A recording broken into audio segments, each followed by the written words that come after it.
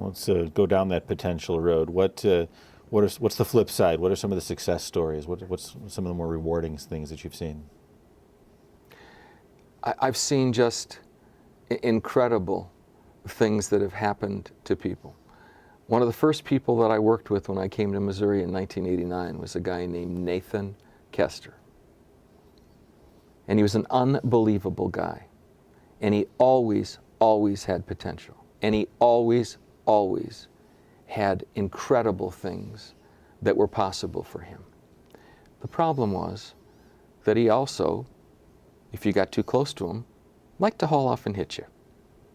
So that was a little bit of, as we used to say, a minor blip. And what he never had the opportunity to experience was a loving home. And the worst thing somebody can do to me is to challenge me about something, because I'm not very smart, but I'm very stubborn. And so the challenge that was given to me in 1989 is, we can't find a provider. You can't find supports for him. You can't possibly figure out. And because of the theory of abundance and being stubborn, I just started calling people. And what ended up happening was Nathan ended up going to live with an absolutely unbelievable couple named Kelly and Barry Larson. That made all the difference in his life. Mila Pinckney, used to live in an institution in this state.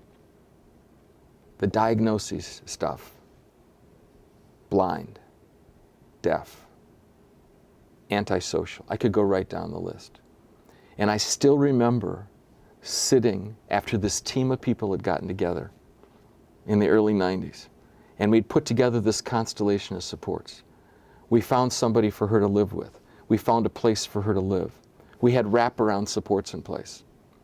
And I still remember the call that I got in the middle of a meeting from the director of the Department of Mental Health, saying to me, "Derek, I know you're in the middle of the meeting.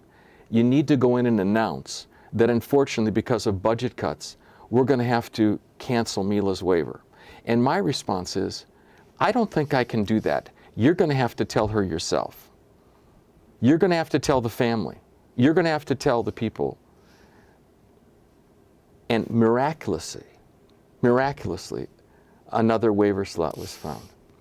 I could go on, but there are incredible success stories. The video, Good Golly, Miss Molly, about the story about Molly Thomas, from the viewpoint of an advocate and a sibling who loves her sister to death along with their other siblings, but who had made a promise to their parents that Molly would never move. And then being willing to say, our sister deserves the life that we have.